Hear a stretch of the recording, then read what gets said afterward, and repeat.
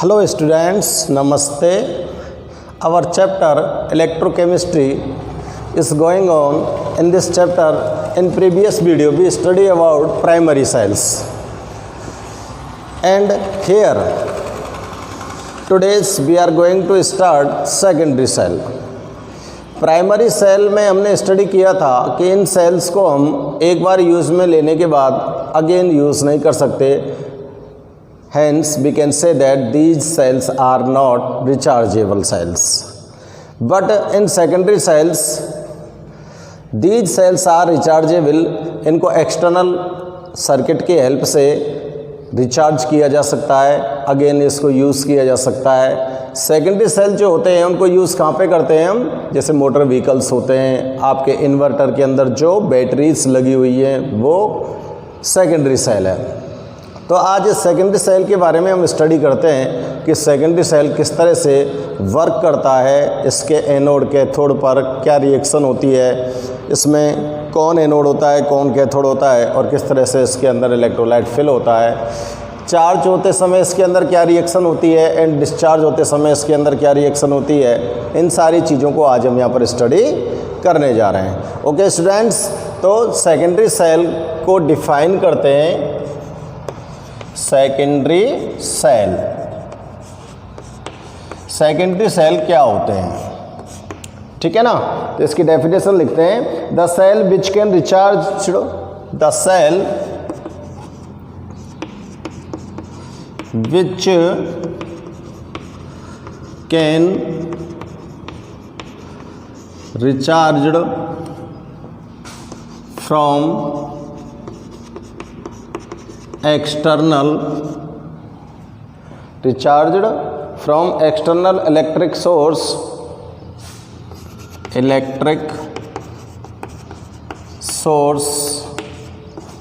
after use करने के बाद इसको हम एक्सटर्नल इलेक्ट्रिक सोर्स की हेल्प से रिचार्ज कर सकते हैं, ठीक है ना. Are called secondary cell, are called secondary cell.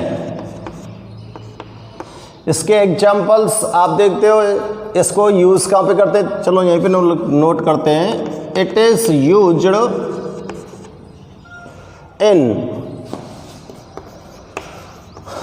Motor vehicle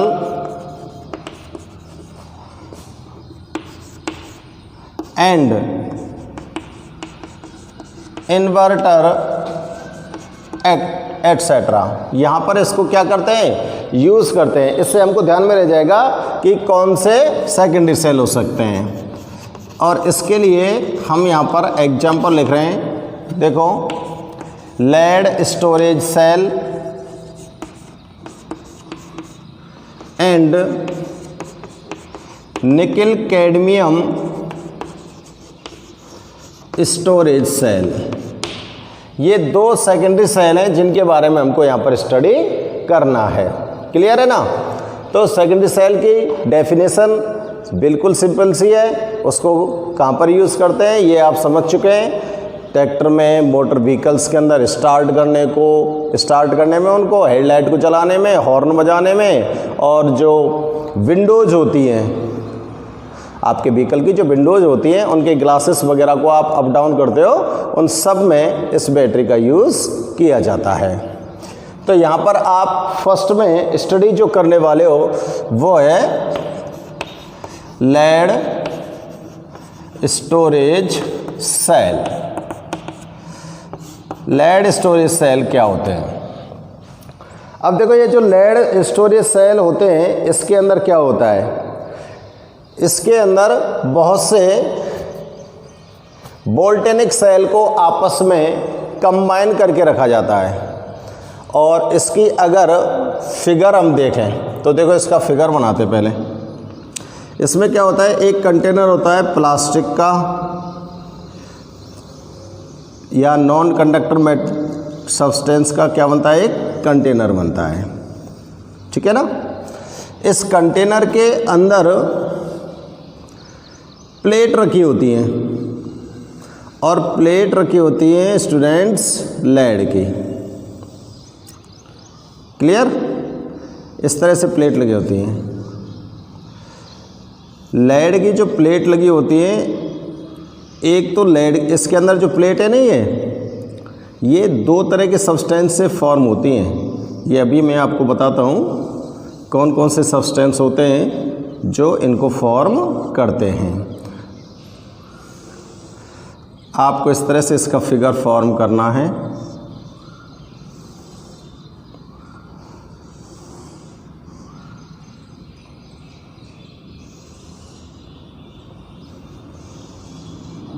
clear? अब देखो, इसको तो मैं खाली छोड़ रहा हूँ और इसको मैं डार्क कर रहा हूँ। तो दो तरह की प्लेट आपको यहाँ पर नज़र आ जाएंगी। एक छोड़कर एक प्लेट को डार्क कर रहे हैं। ठीक है?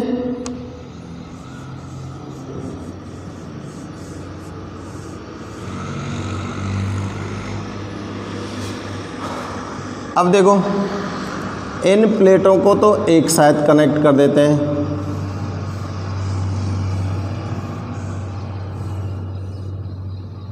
क्लियर? और ये प्लेट, आपने बैटरी देखी है ना सबने, उस बैटरी में दो टर्मिनल लगे होते हैं जिनको खूंटी बोलते हैं हम। दो टर्मिनल लगे होते हैं ना, एक तो ये टर्मिनल हो गया, ठीक है ना। ये तो बना है किसका? लेड का। ये सारी प्लेट तो किसकी बनी हुई है? लेड की। समझ आ गई बात? और देखो, ये खूंटी भी आपस में, ये सारी प्लेट भी आपस में एक दूसरे के साथ कनेक्ट होती हैं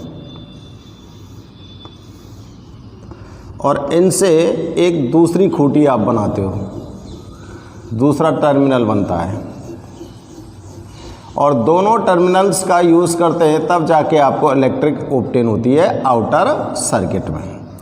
और ये जो प्लेट होती है, ये बनी होती है PbO2 की, लेड डाइऑक्साइड। ध्यान से चेक कर लो, प्लास्टिक कंटेनर है एक, और उस प्लास्टिक कंटेनर के अंदर प्लेट्स रखी हैं, और ये जो प्लेट रखी है इनको हम बोल सकते हैं ग्रिड। क्या बोल सकते हैं? ग्रिड। इनको क्या बोल सकते हैं हम? ग्रिड बोल सकते हैं। प्लेट बोल दो, ग्रिड बोल दो, कुछ भी कह दो। अब ये जो PB लेड की जो ये ग्रिड रखी हुई हैं, ये तो काम करती हैं इसके अंदर एनोड का। जो लेड ग्रिड रखी हुई हैं, ये किसका काम करती है? एनोड का। और जो ये लेड डाइऑक्साइड की जो ग्रिड रखी हुई हैं, ये किसका काम करती हैं? कैथोड का।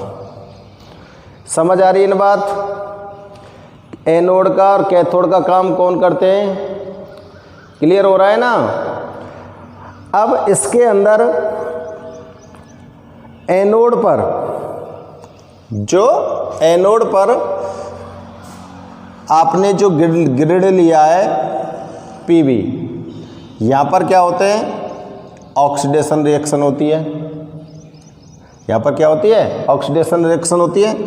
और इस पर आप साइन क्या मानोगे? नेगेटिव। और इसका पर साइन क्या मानोगे आप?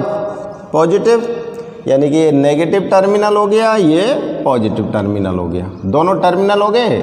मैं लिख देता हूँ यहाँ टर्मिनल्स। ठीक है ना? अब इसके अंदर सॉल्यूशन भरा होता है, किसका? सल्फ्यूरिक एसिड का।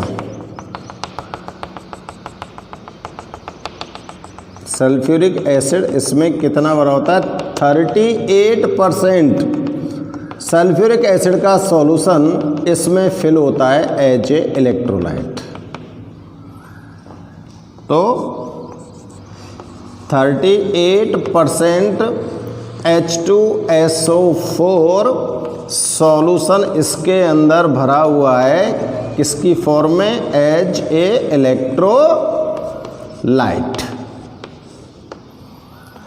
तो अब आपको बिल्कुल क्लियर हो गया होगा कि क्या तो इसका एनोड है, क्या इसका कैथोड है, और इसके अंदर कौन सा इलेक्ट्रोलाइट फिल होता है। तीनों मेन चीज अपने पास आ चुकी हैं। क्लियर है ना? इन दोनों टर्मिनल को जैसे ही आप आउटर सर्किट में किसी के साथ कनेक्ट करोगे तो इलेक्ट्रिक पास होने लग जाएगी। समझ आ गई बात? और ये कौन सा सेल है? इलेक्ट्रोकेमिकल सेल है। कौन सा सेल है? इलेक्ट्रोकेमिकल सेल है। और ये इलेक्ट्रोकेमिकल सेल है, इसके अंदर क्या होता है? क्या होगा? केमिकल एनर्जी कन्वर्ट होगी किसमें? इलेक्ट्रिक एनर्जी में। तो इसके अंदर केमिकल्स है और ये केमिकल्स क्या प्रोड्यूस करेंगे? Electric energy. समझ आ रही है ना बात? इलेक्ट्रोकेमिकल सेल पढ़ रहे हैं हम, और इलेक्ट्रोकेमिकल सेल में क्या होता है? Chemical energy converts into electrical energy. ठीक है ना? और दूसरे टाइप के जो सेल होते हैं उनको क्या बोलते थे हम? Electrolytic cell. और इलेक्ट्रोलाइटिक सेल के अंदर क्या होता था? इलेक्ट्रिकल एनर्जी कन्वर्ट होती है किसके अंदर? केमिकल एनर्जी के अंदर। तो ये दोनों चीजें हमको ध्यान में रखनी है। ठीक है ना? सॉरी। अब इसका जो फिगर है उसके अकॉर्डिंग हम इसके अंदर इसको थोड़ा सा और डिस्क्राइब करते हैं। ठीक है ना? इसके फिगर के अकॉर्डिंग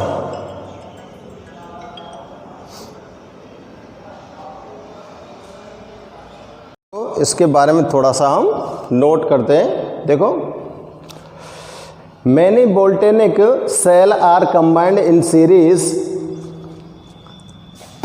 इसकी लेड स्टोरेज सेल के बारे में नोट कर रहे हैं हम। Many voltaic cell combine in series, मतलब इनको हम क्या मान लें? Many voltaic cell. ठीक है ना? और ये जो सेल होता है इसमें जब 3 से 6 ये जो ग्रिड लगी हुई है ना, ये लगभग 6 होती है। लगभग कितनी होती है? 6 और 7 ये हो सकती हैं। When 3 to 6 cells are combined, when 3 to 6 cell are combined, then produce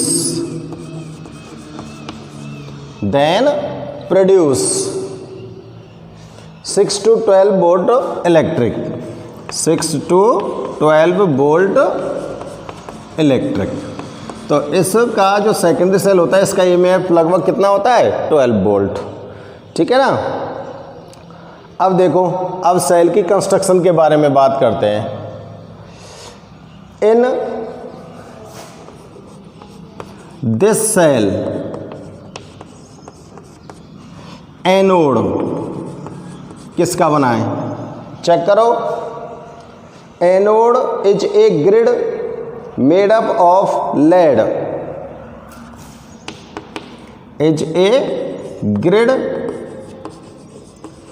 made up of lead.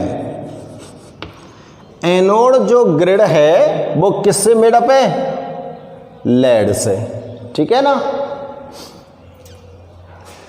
And cathode is a grid made up, and cathode is a grid made up of PbO2। ये इधर आपको दिख रहा है, जो cathode है वो grid किसकी बनी हुई है? लेड ऑक्साइड की। PbO2 क्या बोलेंगे? Lead oxide. और इलेक्ट्रोलाइट क्या है? देखो, 38% एक्वस सॉल्यूशन, 38% एक्वस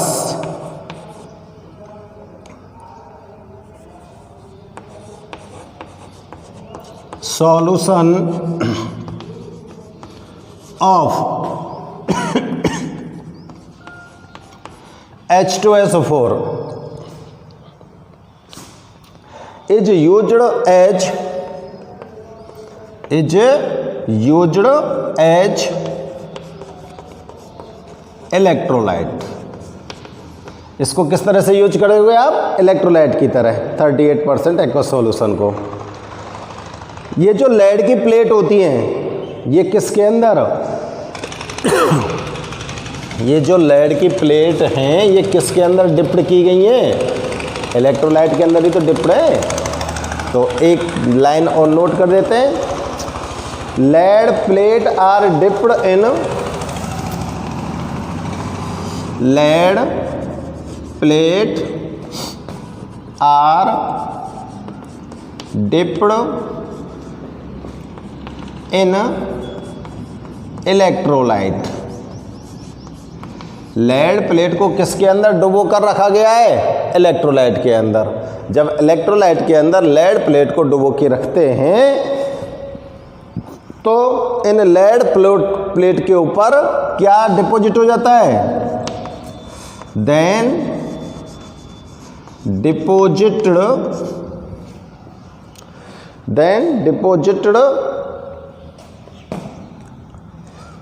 नहीं, PbSO4 डिपॉजिट होता है, लेकिन उसको पहले लिखेंगे।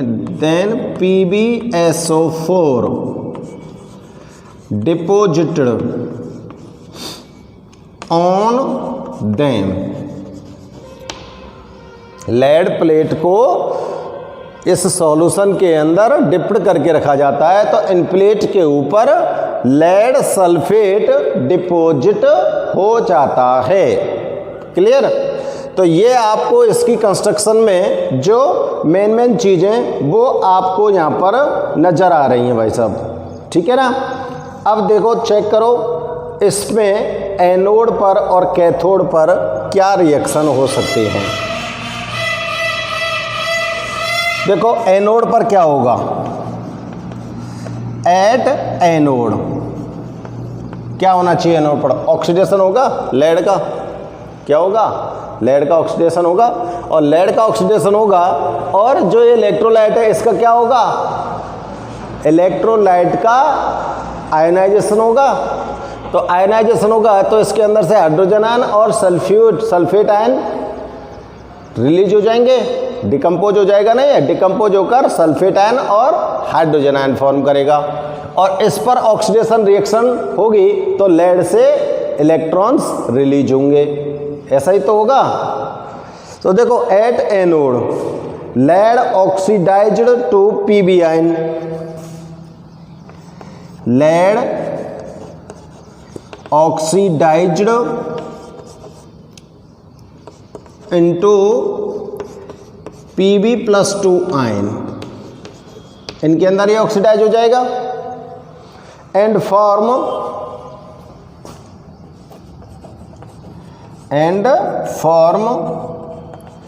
इनसॉल्युबल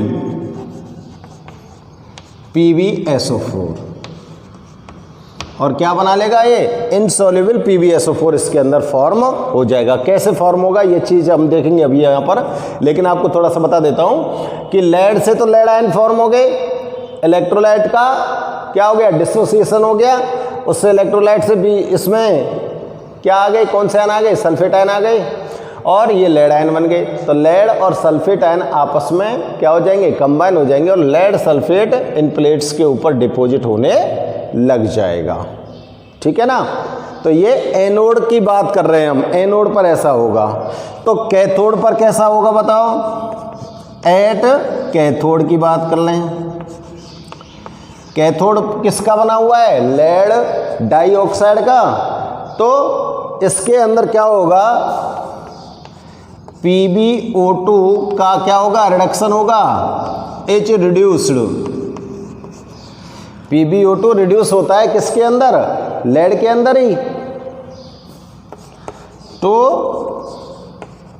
लेड आयन एंड भाई लेड डाइऑक्साइड का रिडक्शन होता है किसके अंदर? लेड आयन के अंदर। लेड आयन के अंदर जब रिडक्शन हो जाता है तो यहाँ पर भी क्या फॉर्म हो जाना चाहिए?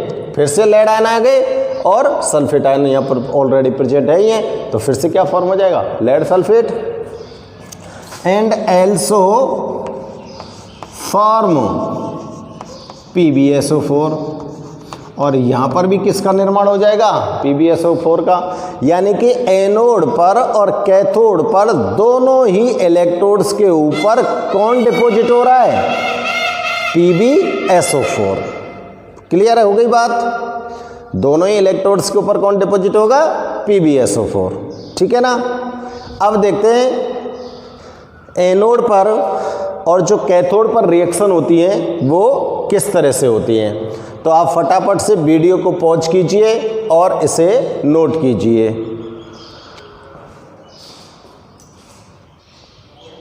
रिएक्शंस को चेक करते हैं। तो देखो, फॉलोइंग रिएक्शंस टेक्स प्लेस। ये जो सेकेंडरी सेल होता है लेड स्टोरेज सेल के अंदर कौन कौन सी रिएक्शन होती हैं। तो देखो, पहले रिएक्शन चेक करते हैं हम कहाँ पर, पहले चेक करते हैं बेटा हम एनोड पर। एनोड पर क्या होती है रिएक्शन, एनोड रिएक्शन, ठीक है। एनोड पर रिएक्शन चेक करते हैं। तो रिएक्शन देखते हैं एनोड पर क्या रिएक्शन होती है। तो देखो, एनोड पर रिएक्शन के लिए एनोड किसका बना हुआ था, लेड का, ठीक है ना। लेड का बना हुआ तो लेड का क्या हुआ, ऑक्सीडेशन, इसने 2 इलेक्ट्रॉन रिलीज कर दिए। अब देखो, यहीं पर जो इलेक्ट्रोलाइट आपने लिया था उस इलेक्ट्रोलाइट का क्या होता है, इलेक्ट्रोलाइट का आयनाइजेशन होता है, और इलेक्ट्रोलाइट का आयनाइजेशन होता है तो उसमें से कौन आयन रिलीज होते हैं, सल्फेट आयन, और सल्फेट आयन रिलीज होकर यहाँ पर क्या फॉर्म कर देंगे तुरंत ही, PbSO4। क्या फॉर्म कर देंगे, PbSO4, ठीक है ना। ये लेड के आयन कहाँ पर चले जाएंगे, सॉल्यूशन के अंदर, और सॉल्यूशन के अंदर ही कौन से आयन प्रेजेंट हैं, सल्फेट आयन, और यहाँ पर ये क्या फॉर्म हो गया, लेड सल्फेट। ये कैसा होगा, प्लेट के ऊपर डिपॉजिट होगा, प्लेट के ऊपर क्या होगा, डिपॉजिट होगा। अब हम चेक करते हैं बेटा कि एनोड पर ये कंप्लीट रिएक्शन किस तरह से लिखेंगे, एनोड की कंप्लीट रिएक्शन, ठीक है ना। तो कंप्लीट, ये मैंने बिल्कुल खोल खोल के लिखा रहा हूँ आपको, complete reaction at anode, anode की कंप्लीट रिएक्शन नोट कर दो। तो एनोड पर कंप्लीट रिएक्शन के लिए आप, एनोड किसका बना था, लेड का, सल्फेट आयन कहाँ पर प्रेजेंट थे, सॉल्यूशन के अंदर, इलेक्ट्रोलाइट सॉल्यूशन था ना उसके अंदर प्रेजेंट थे कि नहीं थे, और इसने क्या फॉर्म कर दिया, लेड सल्फेट को फॉर्म कर दिया, और कितने इलेक्ट्रॉन्स को रिलीज किया, 2 इलेक्ट्रॉन्स को किया था ना। तो ये तो हो गई एनोड की रिएक्शन। अब इसके अंदर इलेक्ट्रॉन अगर रिलीज हो रहे हैं तो ये कौन सी रिएक्शन हो रही है, ऑक्सीडेशन, ठीक है ना। कौन सी रिएक्शन हो रही है, ऑक्सीडेशन। अब कैथोड रिएक्शन देखते हैं, कैथोड पर क्या रिएक्शन होती है।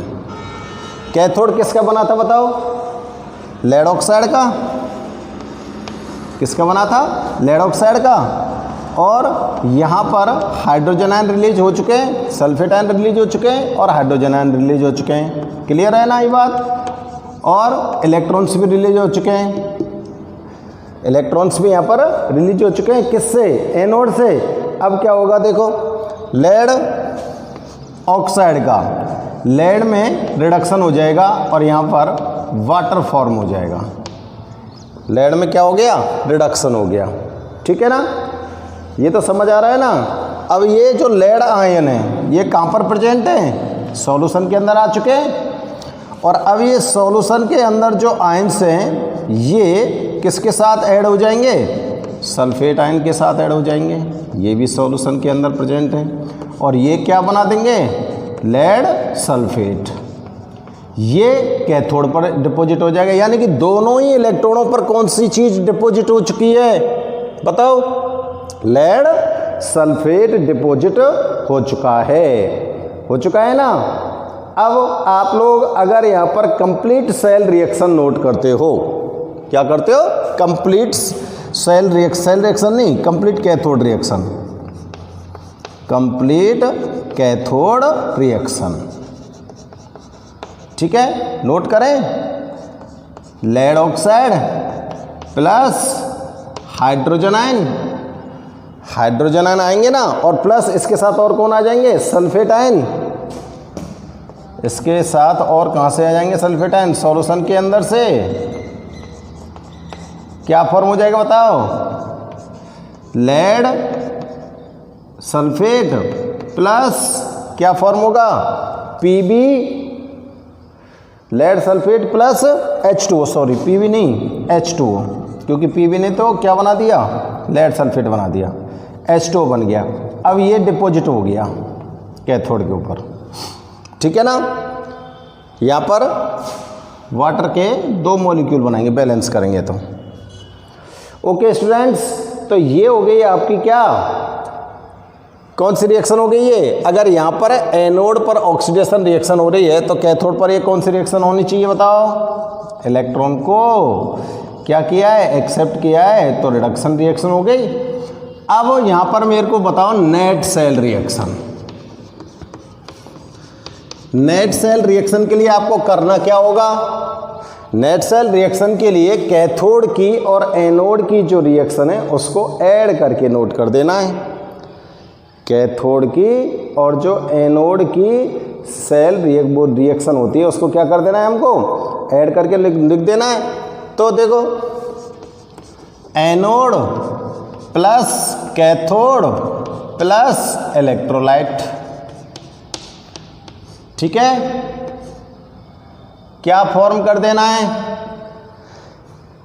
सॉरी PbSO4 नहीं आएगा, PbO2 आएगा।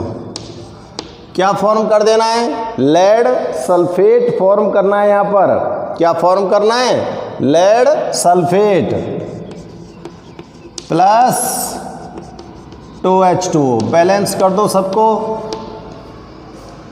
ठीक है ना। ये आपके पास आ जाती है नेट सेल रिएक्शन। एनोड और कैथोड को अगर हम कंबाइन करते हैं तो हमको क्या ऑब्टेन हो जाएगी, नेट सेल रिएक्शन, ठीक है। अब नेट सेल रिएक्शन के बाद अगर हम लेड स्टोरेज सेल का सेल रिप्रेजेंटेशन देखें,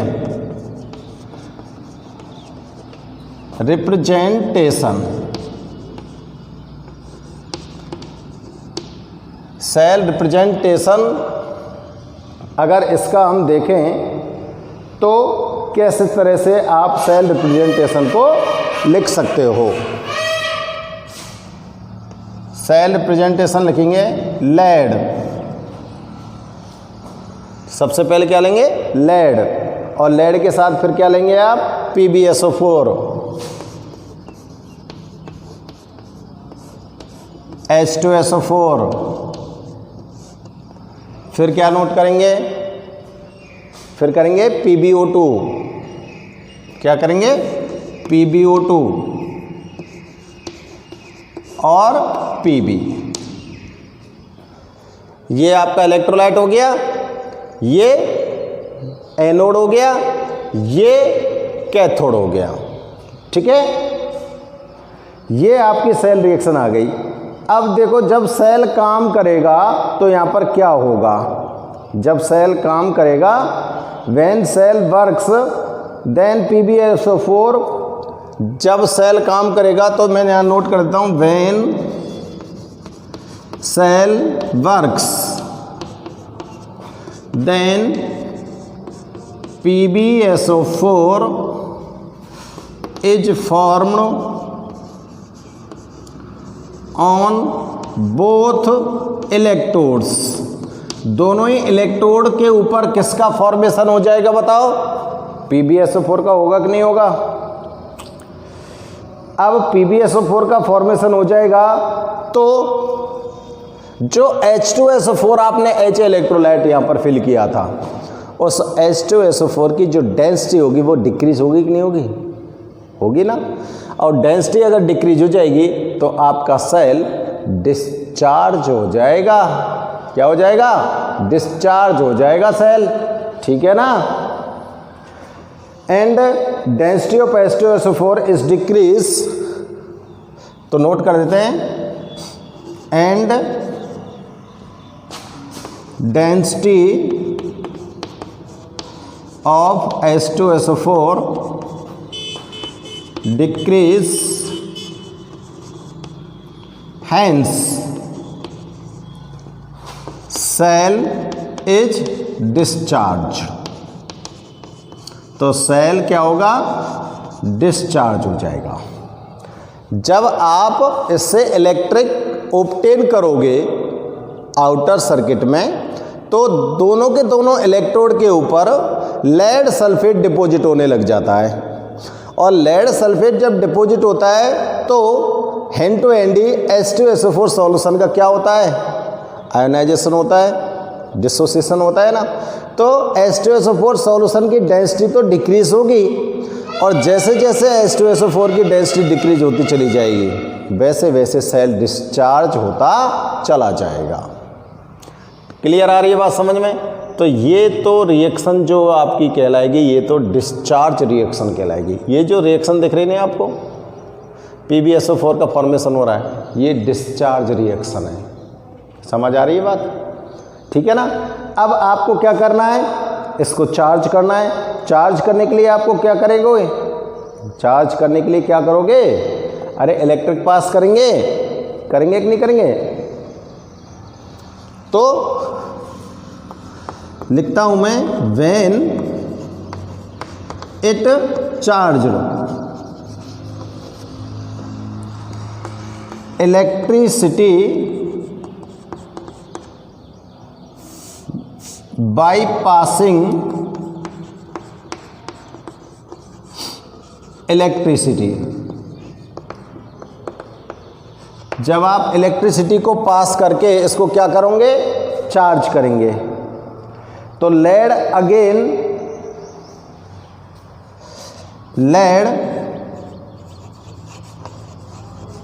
again deposited at anode and lead oxide. Lead तो किस पर डिपॉजिट हो जाएगा, एनोड पर, और lead oxide deposited at cathode. और लेड ऑक्साइड कहां पर डिपॉजिट हो रहा है बेटा, कैथोड पर। और द डेंसिटी ऑफ H2SO4 जो सॉल्यूशन है उसकी डेंसिटी क्या हो जाएगी, increase the density of H2SO4 increased again. दोबारा से इसकी जो डेंसिटी होगी वो क्या हो जाएगी, इंक्रीज हो जाएगी। ठीक है ना। तो अब यहां पर अगर हम चार्जिंग रिएक्शन लिखना चाहें तो चार्जिंग रिएक्शन कैसे लिखेंगे, देखो चार्जिंग रिएक्शन लिख रहा हूं मैं, ठीक है। ये वाली जो रिएक्शन आपको दिख रही है, ये तो कौन सी है बेटा, यहां पे ध्यान रखने के मारे लिख दूं, डिस्चार्ज रिएक्शन, जिससे आपको ध्यान रहे लेड स्टोरेज सेल की डिस्चार्ज रिएक्शन है ये। तो अब इस रिएक्शन को उल्टा कर दो, सेम टू सेम, कैसी रिएक्शन हो जाएगी, चार्जिंग रिएक्शन हो जाएगी। बिल्कुल सेम टू सेम लिख दो, PbSO4 plus H2O equal to Pb plus PbO2 plus H2SO4। बिल्कुल सेम टू सेम चेक कर लो, ठीक है ना। ये इसकी क्या हो गई, चार्जिंग रिएक्शन हो गई। तो आपको बड़े इजी वे में ध्यान रह सकता है कि सेल के अंदर जो डिस्चार्ज रिएक्शन होगी उसमें तो कैथोड और एनोड दोनों ले लिए और इलेक्ट्रोलाइट ले लिया। कैथोड Pb का, एनोड PbO2 का, और इलेक्ट्रोलाइट ले लिया H2SO4। इन सबको रेक्टेंट पार्ट में लिख दो। और अब उस दोनों इलेक्ट्रोड के ऊपर किसका डिपॉजिट कर देना है आपको, लेड सल्फेट का डिपॉजिट कर देना है। साथ में H2 बनेगा, पानी बन जाएगा साथ में। अब अगर आप इसको चार्ज करना चाहते हो तो इसके अंदर आपको इलेक्ट्रिसिटी पास करनी पड़ेगी ना इलेक्ट्रिसिटी। जब इलेक्ट्रिसिटी पास इसके अंदर करोगे तो ये रिएक्शन उल्टी हो जाएगी। कैसे हो जाएगी? उल्टी।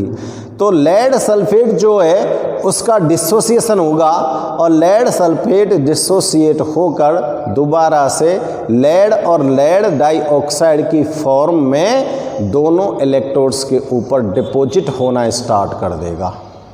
ठीक है, तो जैसे जैसे लेड तो एनोड पर डिपॉजिट होना शुरू हो जाएगा, लेड ऑक्साइड कैथोड पर डिपॉजिट होना शुरू हो जाएगा और H2SO4 जो आपने सॉल्यूशन भरा है उसके अंदर इलेक्ट्रोलाइट की फॉर्म में, उसकी डेंसिटी इंक्रीज हो जाएगी तो वो सेल फिर से क्या हो जाएगा? चार्ज हो जाएगा। समझ आ रही है बात? एक चीज और आपको यहां पर मैं ध्यान कराता हूं, यहां पर ये सेल किसकी तरह काम कर रहा है? जब सेल डिस्चार्ज हो रहा है तो देखो इस वाले पोर्शन को आप थोड़ा सा नोट कीजिए और यहाँ पे मैं इसको इरेज करता हूँ। तो थोड़ा सा इसके अंदर एक चीज़ और आपको एक्सप्लेन करता हूँ। नोट हो गया? वीडियो को पॉज कर लिया करो नोट करने के लिए।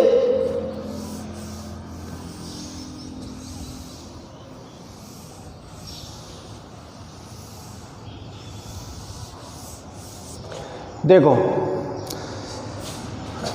जब आप इसकी डिस्चार्ज रिएक्शन लिख रहे हो, किसके लिए? लेड स्टोरेज सेल के लिए।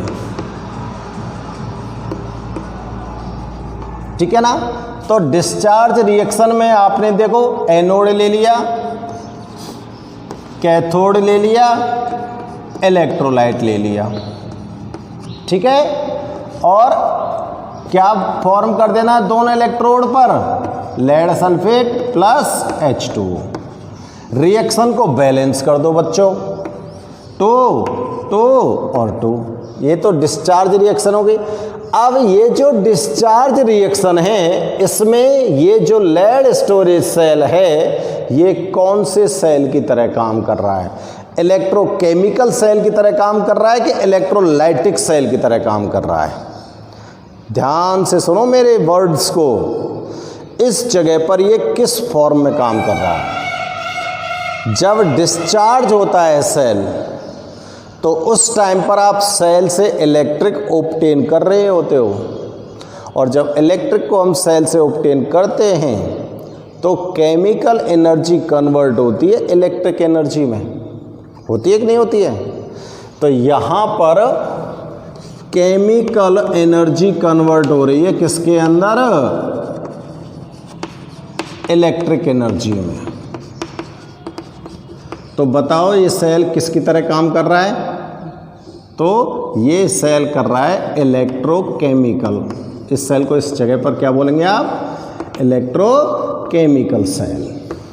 समझ आ गई? क्लियर है ना? अब देखो इसकी चार्ज रिएक्शन चेक करो। चार्ज रिएक्शन चेक कर रहे हैं अब हम इसकी। चार्ज रिएक्शन में आपने इसको जस्ट उल्टा करके लिखा है 2PbSO4, ये जमा हुआ है दोनों इलेक्ट्रोड्स के ऊपर, प्लस 2H2O, और जैसे इलेक्ट्रिक पास कर दी आपने तुरंत ही Pb तो चला गया एनोड पर, लेड ऑक्साइड चला गया कैथोड पर, और डेंसिटी इंक्रीज हो गई किसकी?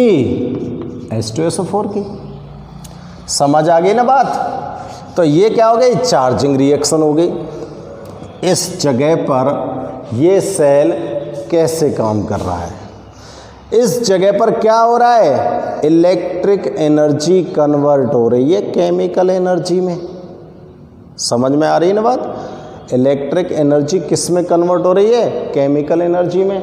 चेक करो, आपने इलेक्ट्रिक पास किया इसके अंदर, इलेक्ट्रिकल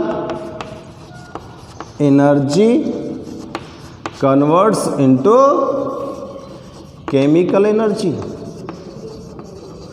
तो यहां पर ये सेल कैसा काम कर रहा है बताओ? अब ये इलेक्ट्रोलाइटिक सेल की तरह काम कर रहा है। किस तरह की काम कर रहा है? इलेक्ट्रोलाइटिक सेल की तरह काम कर रहा है। समझ आ गई ना बात, क्लियर। तो ये चीज़ हमको विशेष तौर से ध्यान रखनी है। इसमें से 1 नंबर का क्वेश्चन आपसे बीच में से पुटअप किया जा सकता है। पिछले साल के एग्जाम में ये लेड स्टोरेज सेल के बारे में पूछा गया था, ठीक है ना। तो ये जो सेल होते हैं बड़े इंपॉर्टेंट है, इनमें से 1 या 2 नंबर का क्वेश्चन निश्चित रूप से हर एग्जाम के अंदर पूछा जाता है। इसलिए बड़े ध्यान से प्रत्येक रिएक्शन को गौर से चेक करते हुए आपको नोट करना है और इसको समझना भी है, क्लियर है। तो ये स्टूडेंट्स आपका लेड स्टोरेज सेल यहाँ पर कंप्लीट होता है, ठीक है ना।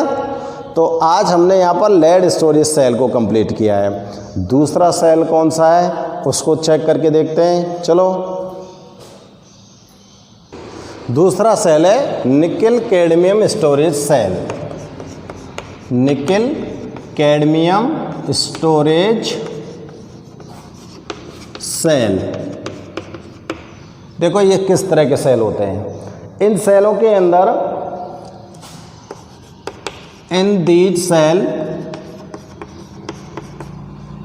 cadmium is used as anode.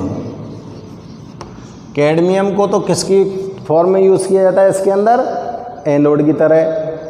And cathode is made by, and cathode is made by nickel oxide, made by nickel oxide. तो कैथोड और एनोड किस तरह से बने हुए हैं देख ले। और इसके अंदर जो इलेक्ट्रोलाइट होता है वो क्या होता है, KOH solution is used as electrolyte, ठीक है ना। तीनों चीज़ें क्लियर हो गई। और एक चीज़ और बता देते हैं आपको कि ये जो निकेल कैडमियम सेल होता है ये निकेल और कैडमियम से फॉर्म होता है। ये दोनों की दोनों ही जो मेटल होती हैं ये बहुत ही महंगी है, एक्सपेंसिव होती हैं। इसलिए इस सेल की जो लागत आती है ना वो बहुत ज़्यादा आती है, इसलिए महंगा सेल है। कैसा सेल है ये, महंगा सेल होता है। महंगा सेल होता है इसलिए हर कोई इसको यूज़ नहीं कर सकता, ठीक है ना। और इसका जो EMF होता है वो 1.4 वोल्ट होता है। EMF कितना होता है इसका, 1.4 वोल्ट, यानी कि सेल पोटेंशियल बोल सकते हैं आप इसको, 1.4 वोल्ट होता है। तो ज़्यादा एक्सपेंसिव होने के कारण इसका हर कोई इतना ज़्यादा यूज़ नहीं कर पाता, लेकिन फिर भी हम इसके बारे में यहाँ पर स्टडी करते हैं। तो इसके अंदर जब सेल काम करता है तो कौन कौन सी रिएक्शन होती हैं। Following reactions will be takes place